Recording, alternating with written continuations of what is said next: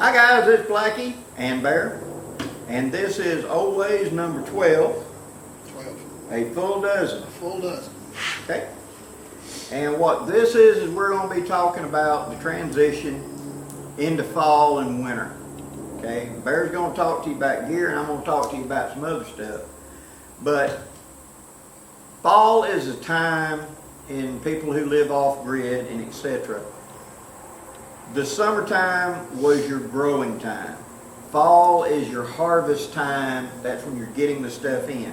So that's a time for canning. That's a time for stuff like this. This is also a time for big social things like church groups get together, family gatherings, picnics, stuff like this. This is two-sided. One, it's a great opportunity to get together, and two, it's a time to clean out the stuff out of your preserves, out of your canning, out of your deep freezer. The stuff that you have not eaten, but it's time to eat it. It's getting close to shelf life. That's when you bring that out and you're cleaning out your deep freeze. You're cleaning out your freezer in your refrigerator. You're getting your canning stuff rotated through, because I'm now putting up tomatoes, I'm putting up peas, I'm putting up whatever, and I wanted them go in and rotate so the oldest is on the top. Well, that stuff that, yeah, it's good, but it's getting close to time, that's the stuff I want to cook up for now, or for the big fish fry, because we got all these fish, or the big family gathering. That's when we have, in the beginning of September, we have dove hunts. That's quite often a big family get-together, barbecue and etc., where people come out and run the grills and grill whatever's coming out, your old deer meat, your whatever, and everybody has a big feast. We've made it through the heat of the summer. So now it's time to start the rotation. And so you get it out and you get it working, etc. Because after this, now the harvest is coming. Crops are coming in. We're done with corn. We're done with a lot of the stuff that is now being put up. Now the farmers are rotating over to the big things like peanuts, cotton, etc. They're going to be coming up. Excuse me. So they want to be set up for that. And that's the money makers. So that we're going to harvest this, and that's going to go off the market to pay for everything. So we're getting the house ready. We're getting the stuff ready. This is the time a lot of times guys go and trade for the new car, because they've got the money coming. They know they got the money coming. They've seen what the crop's going to be. They've got a good estimate, so they know they can go forward to trade it in now at the end of the summer before the new models come out and save some money. It's a big time of change and switching over. Now, Bear wants to talk about some more personal gear changing over. Take it away, sir. I have a very probably different twist on my gear than the average person does. Of course, I have my obligatory Blackbird Haversack, and this is where I keep most of my cookware and my food. When I pack for a day. If I'm going to be out for a few hours, I pack to spend the night. If I know I'm going to just spend one night in the woods and come out, I'm going to pack for 72. Because statistically, you may not wind up getting stuck, but there's always that one chance. And if you wind up getting stuck, like say there's a flash flood, and the road between you and where you need to be is cut, at least you can be comfortable while you're there. On my gear, this is my basic EDC.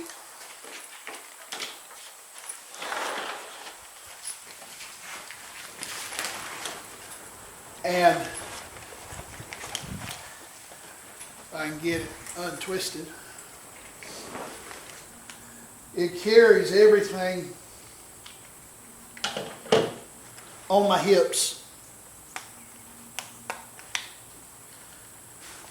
and on my shoulders, and not on the small of my back, which helps me out a lot. I have a bad back, and by sending the gear here and resting it on my hips, it all supports itself and not me. It doesn't wear me down. Turn that shoulder so you got your strap rope. There you go. Okay, thank you. I know when you're putting it on, trust me, when you first put it on, it always feels awkward. 10 minutes of wearing it, and you finally figure out that everything's starting to feel comfortable. Why does this feel funny? And that's when you realize you got that strap rolled or something. Yeah. It's kind of it's just the way it is. It's great to have a buddy and look up and go, oh, wait a minute, this is twisted. Once you get this system on you, though, it's part of you, and you can then walk and be relatively unencumbered going from A to B. So that's the reason that this is old Vietnam type, Alice type web gear called LBE, load bearing equipment. We carried it for hunting, we carried it for camping, we carried it for all kinds of stuff. A lot of the guys on work job sites use this to carry their work gear. I saw a lot of guys on construction would have the same basic thing, except they'd have a pouch over here that was a hammer, nails and everything, or walkie-talkie or drill or whatever. I've seen lots and lots of those. I always have 2 quarts of water with me. You've seen this in all 12 videos. This is where it comes from. It comes off this pack. And I can take my Blackbird and hook it over. And Let me get on the camera and give you a better look.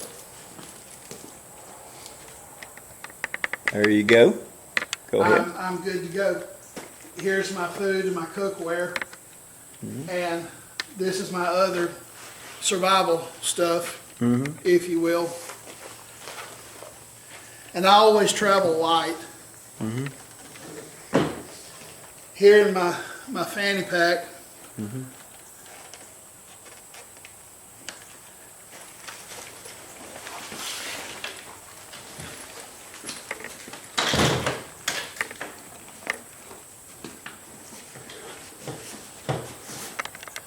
this is a typical U.S. Army poncho. And for summertime, this will get me from, probably April till about September. About mid to late September down here. This will do me fine for cover overnight. The only major adjustment that I do for my pack is I throw in a whoopee. Several months ago, I went to a friend of mine. She's actually the mother of a guy I graduated high school with, and I asked her to help me modify it. So now,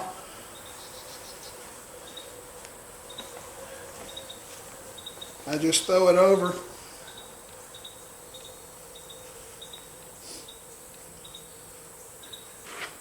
And it's poncho liner. They can be worn with the poncho in cold weather. Turn the poncho into like a greatcoat. It's an added layer of insulation. I can wear this by itself, or I can wear it with this. Generally, I'm gonna wear it with this because wind will come through this. Wind's gonna have to work to get its way through this poncho. That's just all that there is to it. And like I said, that's the only major gear adjustment.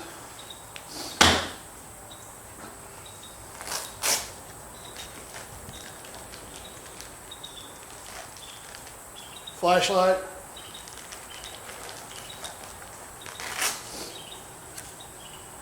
First aid kit.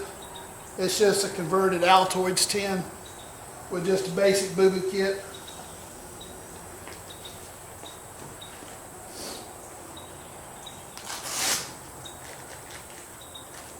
Fire starter kit. Everything is modular and set up where he can get to it fairly easily, and it's in its own compartment. That helps Bear be organized and know exactly where it's at. Yes, and I need a lot of organization, promise you. This is a waterproof container. I have not really figured out what I'm going to put into it, but It's in process.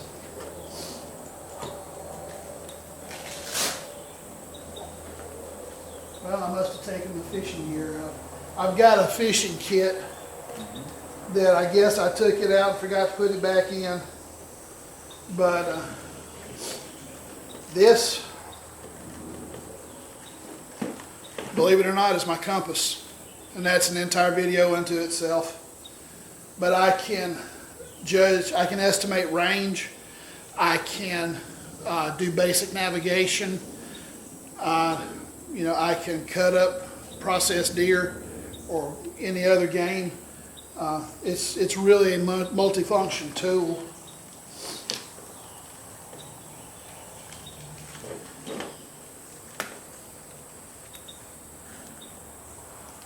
Swiss Army knife.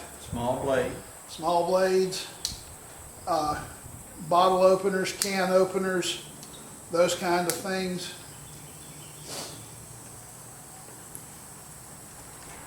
I do like to have a sidearm with me, but to avoid having the algorithm spaz out, we won't go there. But just makes sense down here in my neck of the woods, because the woods that Bear and I go into, you have wild boar that can get an attitude in a hurry that you may just stumble upon. There are black bear down here. 99 out of 100 of them are going to run from you. But we do have cases every year where people are in deer stands or whatever, and a bear will come up the tree at them just to look at them. You know, just out of curiosity. just like, what are you? And come up. So, Freeze-dried food. Pot to heat up water in. My cups, my obligatory coffee. And like I said, I've got 2 quarts of water to keep it in. Cup.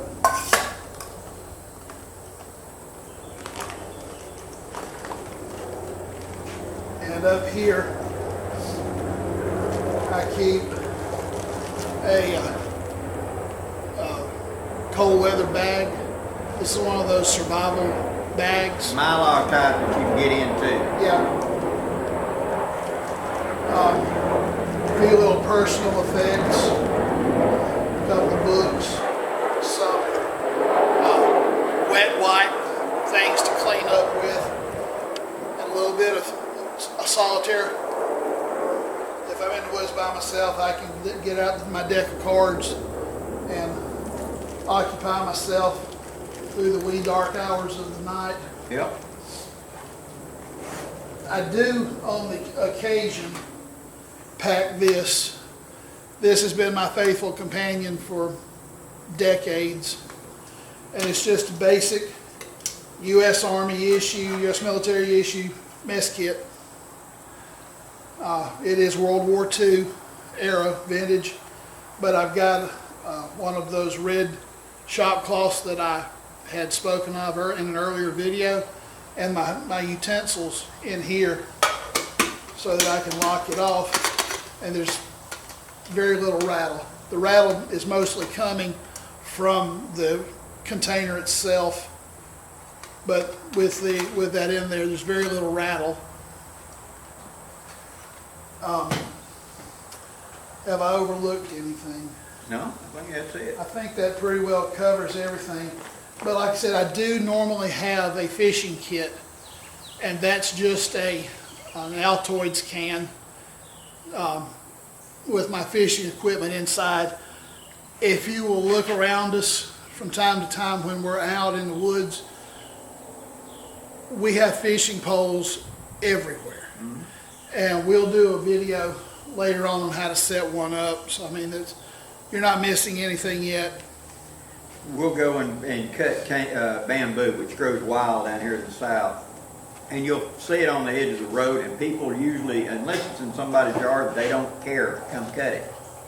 And we'll go cut fishing poles and hang them up, let them dry. You just put a line on one end, a weight on the other, hang them up in a tree so they're not touching the ground, and let them dry. Take about a week, week and a half. for them to dry out, otherwise they'll bend and take a set. Then you rig up the fishing line. Well, we carry them into these various areas we got, and then you just stand them up against a tree and anchor them to the tree. Well, they're stationary, and when we come back, we've already got poles there. So all I need is to generate some sort of bait and have a stringer to bring the fish out. I'm going to leave the pole there. If you happened up on it, what are you going to find? About 12 feet of fishing line, a float, and a weight, and a hook. That's it.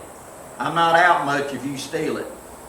And so therefore, I've got the ability to fish, and so does Bear, all over his land, all the favorite fishing holes. There's already poles down there.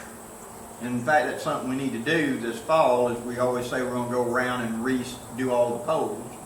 We'll rig up some poles and carry them in and set them up on our favorite fishing holes. And for last time we did that was what, 2.5 years ago? Been a while. It's about time, because the last time you and I went down to that bottom, the pole I used broke in half, and yours still functioned, but mine didn't. So, Two little pieces of equipment I did not go into was my multi-bag that I have here on there to filter water in case I need it. And also as a tinder gatherer, and etc. And it's tinder gather. And also my Ranger beads. Ranger beads are a remarkable little bit of kit. If you're having to go a measured distance, they're very easy to operate. Every 100 paces you pull one of the lower beads down, and when you get to the 9th bead, you come up here to the top and you pull down one of the little ones, one of the short string, and those are measure kilometers, and just start your recount on the ones below. But they're very easy to use and very handy if you're going cross country.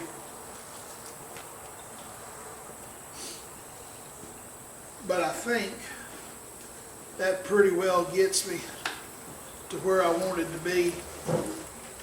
Yeah, that's his standard carry, EDC.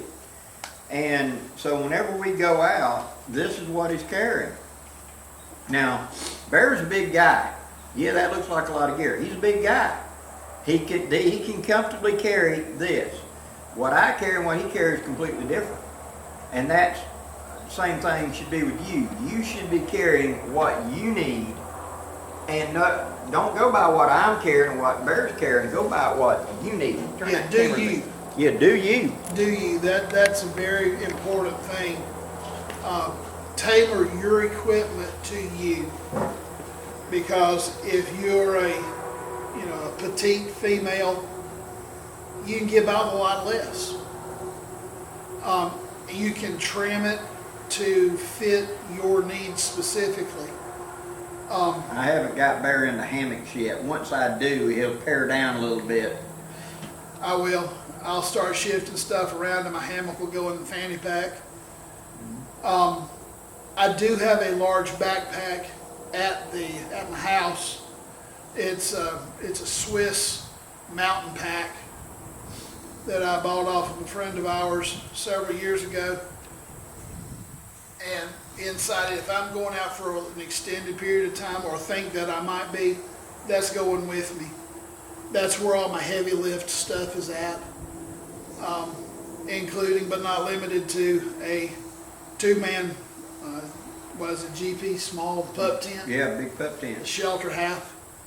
I've got a pup tent that I keep in there to I can pull out and set up, and I'm out of the weather, more or less. And that's just it. Down here in our south, from certainly the end of April, some years it's as early as February. The days are in the 70s, if not low 80s. Oh yeah. And that's going to go true until mid-October to November. And so you don't need, and at night, the nighttime temps are going to be in the 70s for most of it. On the ends, it'll be in the 60s, and only in April and only in October might it hit 50s. Now, yeah, there may be cold snaps in there, but that's the average you can kind of bank on. And so, with the experience and time we've got, hold on, wait, that goes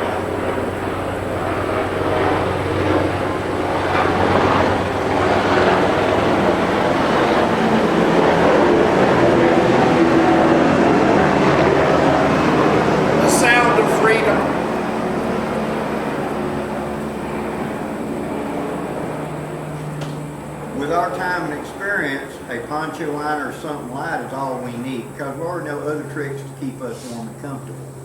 I like a little, as you've seen in my kit, I carry a small ultralight hammock and a tarp in my haversack. Add in some sort of thing, and we've done videos where I've showed how to wrap around a Blackbird or Wooby or something like that on the strap, put in the center of my back, and I've got all my basic needs covered as far as a place to sleep. A mosquito net is far superior, and the hammock I've got now for my the Nighthawk that I'm developing is actually a excuse me, is a one wind that's got mosquito net sewed into it. That's the one you gave Trinity. Yeah, the zipper hammock. I went and got me one for that. It's only slightly bigger than the ultralight, and yet it's much smaller than my full-size camping hammock rolled up. So when it's completely rolled up, it's about like the size of a Gatorade, a quart Gatorade. And so that's small enough to put in that pack, and then I've got a full 11-foot hex tarp over that. Well, now I got my bug problem covered, and I got my rain and weather problem covered right there. The rest is just food, you know, because my haversack's going to carry all my quote survival gear. I've got my knife on me, I got my cooker on me, I got my water on me, I've got the ability to filter water, and I've got the ability to treat water. And so with all of that, and down here in our south, water's everywhere, we're good. Now, fishing, like you said, all of our favorite fishing holes, we got something already rigged up. I'll usually carry a very small fishing kit, and all it's going to be is the line already rigged up, where I just got to cut me a pole or some long stick or something like that and utilize it. And really like a 6 to 8 foot long stick, and we'll do a video on that one day. I would take a 6 to 8 foot long stick, and in the end of it, on the top, I would use one of the big diaper pins, the big safety pins, and bend it to make an eye and lash it to the end so the line would flow through that ring easily. And you tie the one end back here at the base of the pole, and let's say the pole is 8 feet long, and you put about 14 feet of line on it. Well, like a fly, pull the line down and pinch it, you know, with your fingers. So you hold on the pole and pinch it with your fingers, and so you kind of whip it. And when you go forward, that's when you let the line go, and it'll telegraph out. So you kind of cast forward. An old redneck bank pole we used to call them. Remember them? Yeah. I haven't seen one in years, but we used to call them bank poles. And so when the fish strikes, unlike a, excuse me, something went down the wrong windpipe. I ain't giving you my bronchitis. No, I had a breath mint to go, and I think the thing went sideways. But anyway, when you go to cast, you would let the line slip, and it'd run it out. And then if a fish struck, you could pinch the line and come up and pull the line to reel him in close enough you can pick him up with the pole. It's used on creek bank, real tight areas. You need to do that for a video to show people how to make one of them things, no bank pole. But bottom line is, for being self-supporting out here in the woods, down here for us, fish are everywhere. I mean, right here where we're sitting right now, we're not, what, 2.5 football fields from the river? Maybe? Yeah. That way. Yeah, we're about 200 yards from the river. We're about 100 yards from the pond in my brother's front yard. Yeah. And we've got a big pond that's about a half a mile from here. So then 20 minutes of walking, we've got multiple sources to get food out of. Right. And so of using fishing, baskets, traps, weirs, there's all trout lines, there's all kinds of ways to provide a meal while we're out here.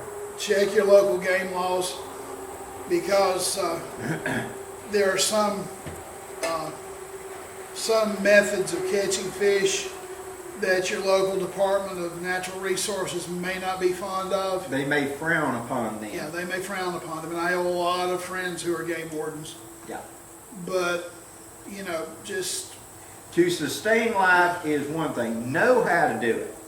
Also know that this particular technique is not legal in this state. Doesn't mean you can't know the technique. You know, because if it's life and death, yes sir, you can come arrest me, but I'm not going to starve to death. That's Generally- what you gotta do.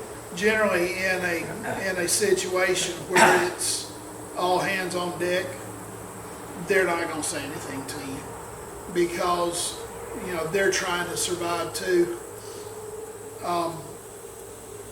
As horrible as it was back during Katrina, people overlooked the fact that, yeah, bad things happen. Okay, I'm not downplaying that at all. Bad things happened in the wake of Katrina, but people forget that when a hurricane or a flood hits a local community, your first responders are victims too. Not only do they have to take care of what's going on in their household, they have to take care of what's going on in yours. And it stacks up quickly. I did find something to go along with my fire starting kit. I can get it out. That Blackbird Haversack closes up real good, don't it? It does. It's amazing. Nothing's going to fall out of that puppy. I have this. This is a ferrocerium rod. And I've got wound up here on the back of it about probably 30 feet of electrical tape. And next to that, I've got about 30 feet of duct tape that I just wound around it. It makes a convenient handle. And if I need to get in and just fix something creatively, there's my method to do it. Repair kit, emergency first aid kit, and a fire starter. Absolutely. And just hit it with the backside of my knife, and this thing puts out a mountain of sparks. Good thick one. It's about a 1/2 inch thick. Yeah, I like it a lot. But anyway, back to what I was talking about, fall time. Beginning of fall is whenever you're going to see, well, down here in the south, it's so hot throughout the summer that we're just hanging on. And then that first cool morning. Yeah. I worked for many years at Walmart in the sporting goods department. And I'd point out to people I knew who was big hunters in July. I said, you done got your deer blinds up? No, we hadn't. It's just so hot.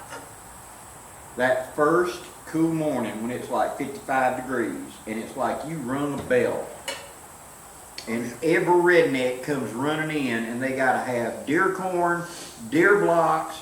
I need my camo, I need my arrows. Oh my God, the dove season's about to start in a week or less or whatever, or dove season's already started. I got to have my hunting license. It's like they never had any preparation until that morning. Yeah, and he was warning and giving him the heads up for a good 2 months in front of that. And then they don't. Go buy, you need 2 sets of camouflage.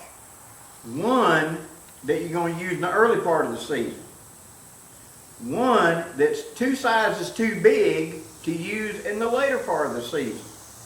But why, Blackie? But why? Because whenever it's 18 degrees out there and you're wearing 2 pair of long handles and a pair of sweatshirt and sweatpants, it'll fit over the outside of. Absolutely. Whereas at the beginning of the season, where you're not wearing all that extra gear underneath it, you wear a 34 every day. Well, you get a set of 36 camos to be able to put, and then you have a pair of 40s.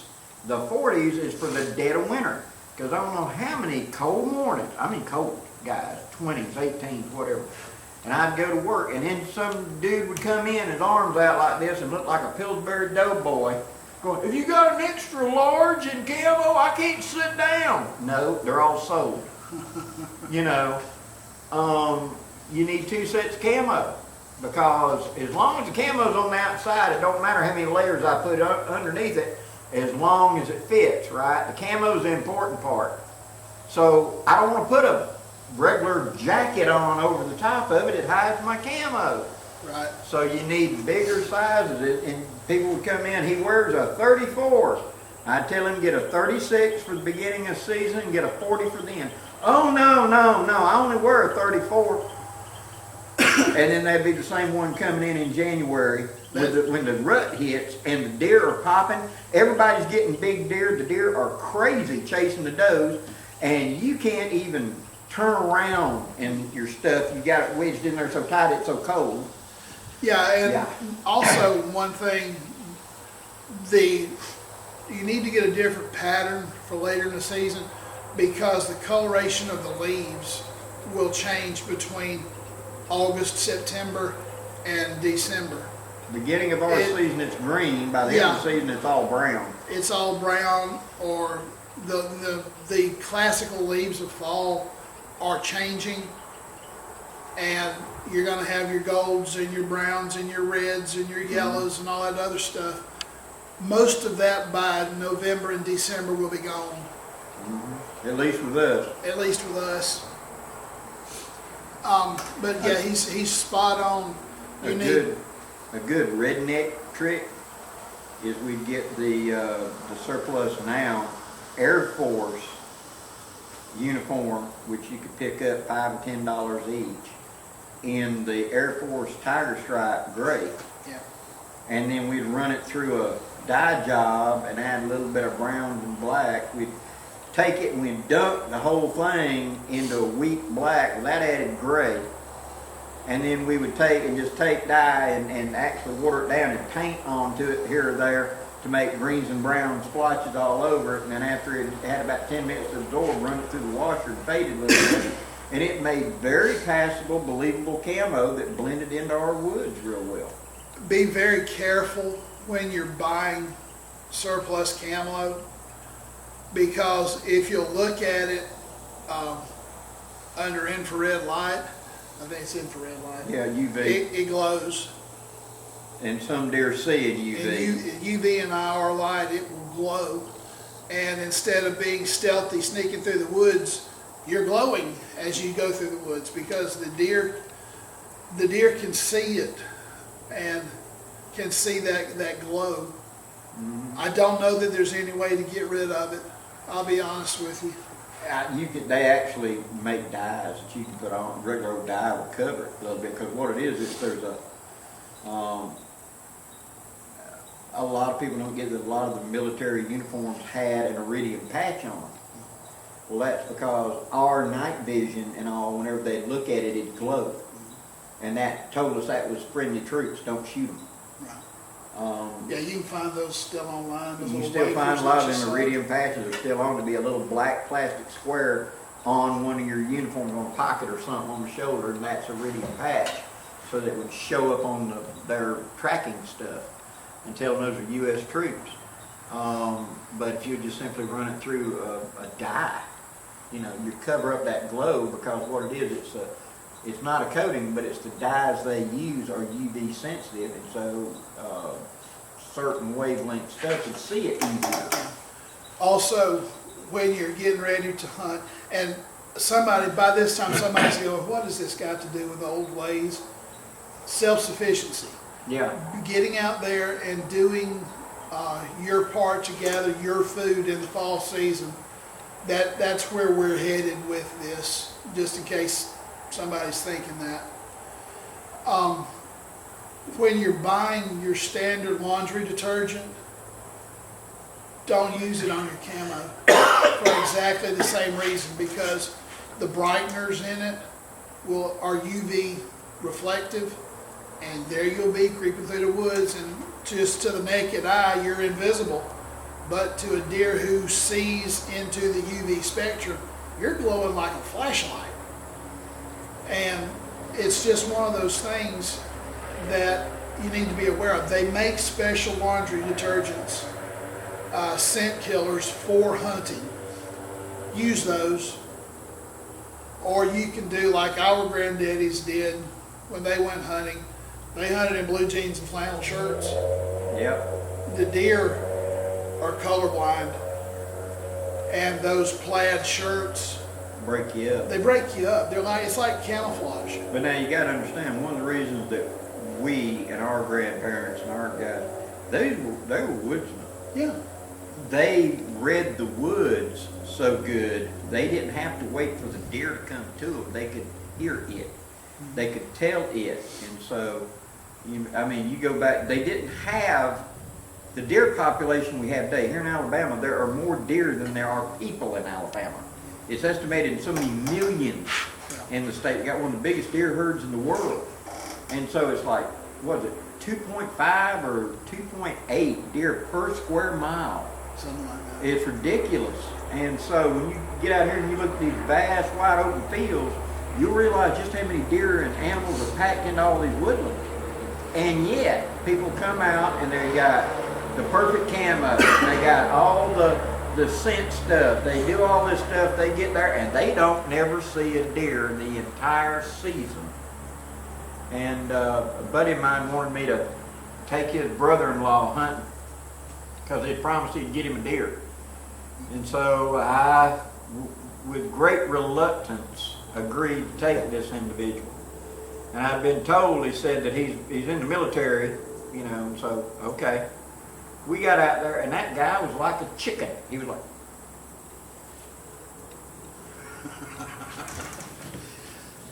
I don't think there was 30 seconds in that 2 hours we were in that shooting line. That guy sat still.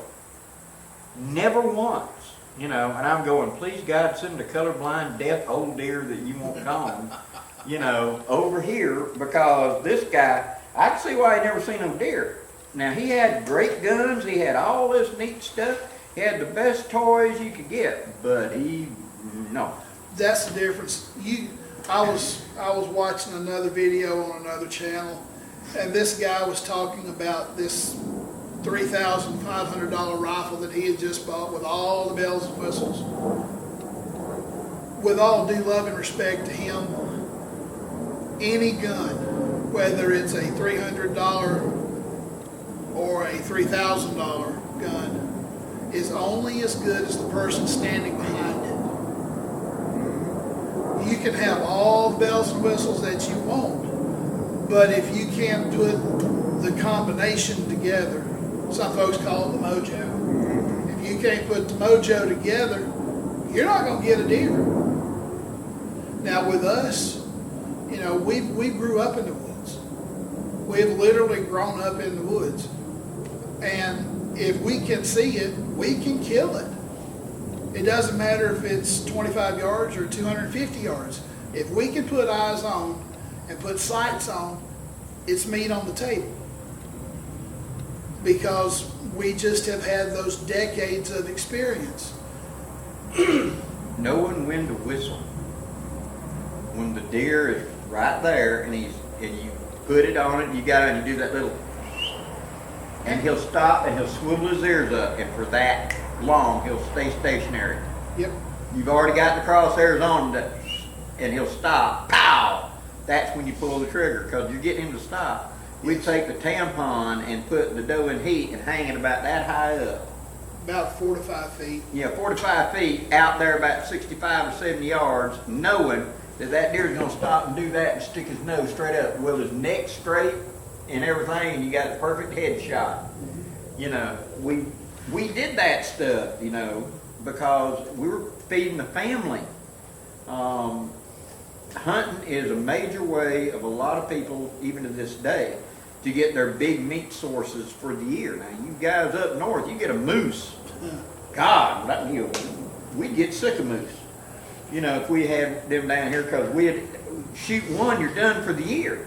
I would love the opportunity. Woo. But now they look at us, a 1,000-pound hog, where you clean him and you got, 400, 500 pounds of meat. Yeah, when you clean out a game animal, like a hog or a deer, you'll lose about 30% to the, what they call offal. Yeah, bone, guts, and then the bones, hide. Yeah, you'll lose about 30% of your gross weight. And that's not a bad thing. That's not a bad thing. It's just the way that it is. I got a follower of mine that's up in Canada, and she got to spend some time with her grandfather. And her father had to do a lot of work, and he worked on pipelines, stuff like that. So it was grandfather, and she and I talked quite a bit. And I think it was a year ago, she said that she was going to miss my video because they were going after a moose. So we're down to like 8 packages of meat, and it's time to go get a moose. It's back in season, so I'm going to go get a moose. And I said, bull or cow? She said, oh, I want a fat cow. I don't want the bull, I want the cow. She'll have better meat on her, it'll taste better. He's big and he's tough. She's not so tough, and so I want her. She sent me a picture of her sitting on the chest of this thing, you know, and it looked like she was sitting on the hood of a tractor or something. It was so big. Yeah, we have no concept of how big a moose is. I'll tell this story right quick, and we'll call it quits. It was the story was about the guy that he went up to Alaska, and he's from South Alabama, and he wanted to get him a moose. And an outfitter agreed to let him do it, and took the money and got him up there. And the first day, he said, okay, we're going to go down here to this place. It's a bunch of blown down trees, and we're going to get in that natural fort, and I'm going to call them, and they should come to it quiet when they go through there, so we should have them. So he got down in there with the hunter from Alabama, and he starts doing his calling, and he heard something. And he whispered in the guy's ear, he said, I think there's one coming right there, just be ready, be ready. And suddenly the bushes parted, and here was this grizzly standing there looking at him. Not good. And he whispered in the guy's ear, said, don't shoot, don't shoot. It's not season, don't shoot. He's just checking us out. He'll leave in a minute. Sure enough, after a minute, the grizzly turned and ambled off. He thought he had found him a moose. Well, the third day, they got him to another place, and this place was down here near a bottom, and he started calling and calling, and that time it was a whole pack of wolves showed up. Scared him to death because of the size of the wolf. The wolves thought they had them a moose. So the guy from Alabama was getting a little disheartened, and the guy said, look, okay, here's what we're going to do. We're going to go down to this lake that I know, and there's this boulder. I'm going to get behind the boulder and be about 60 yards ahead of you because they're coming to me, and I'm going to call. You're going to be back up here in the timber with your back up against that tree in that little elevation, so you'll have a big command of view. There's no way you can hit me through that rock. So, but if they come to me, you're going to have plenty of time to see. So he got against that rock, and then he went to calling. So the guy from Alabama was sitting there looking and everything, watching. And on those needles of those trees, it's like a carpet. It's just about silent. And that big moose walked up behind him. And he was about 15 yards back behind him. And suddenly that moose went, "Murr," and bellered. And the guy from Alabama said he snatched around, and it was a Clydesdale with a bulldozer blade on his head. He just threw the rifle and took off running. It scared him so bad. So he did not get a moose. But that's always been the definition. And I drove a truck up north, and I've seen moose. And that's the closest thing I can tell us Southerners. It's a Clydesdale horse with a bulldozer blade on his head. That's about the size of it. Well, guys, I hope you've enjoyed it. You know, we've rambled a little bit this time, but we're just trying to touch bases and answer some of you guys' questions. Some people want to know what Bear carried in his kit. Some people want to know more about the fall and what we're doing for the transition over to hunting season and stuff. So that's where we're going with this. There is one more thing about this, about being modular. If I want to take a shotgun, all I've got to do, I've got some belt packs for shotgun shells. Just clip one on my belt, pick up my shotgun, and walk out the door. I have carriers for rifle cartridges. Unhook the shotgun shell, hook on the rifle shells, grab the appropriate rifle, and go. Mm-hmm. It's that easy. Are we hunting with a shotgun? Are we hunting birds, rabbits, squirrels? Or are we going deer hunting? Are we pushing heads? Are we going after hog? Are we going after hog? Are we looking at duck? You know, what's the question? So You just interchange. Same idea, and your degree of camo that you're wearing on your body will change by what we're hunting. Whether it be turkey, you got to be really camo for that. Yeah. He can see you blink at 100 yards versus a hog, which is just about blind. They got fantastic hearing, fantastic sense of smell, and their eyes are designed for right here. So you can be 40 yards out, he can't see you as long as you're not moving. Right. As long as you're stationary, he'll walk right at you. He'll never even see you till he gets about, maybe at the best ones are maybe 20 yards out. Yeah, he won't see you till he sees the muzzle flash. Yeah, you get to pull the trigger on him. You don't whistle for a hog. For deer, or a rabbit, if a rabbit's running, you whistle and he'll stop and you'll get a shot. Deer, if he's at a walk, you get it on him and then you do the elbows. And he'll come to whenever you hit him. He'll stop just enough to listen out, what was that? And that's what you want, that split second. Anyway, thanks for watching, guys, and we'll do another one in the near future. Till next time, guys, I'm Blackie wishing you safe journeys. Have a great day, guys.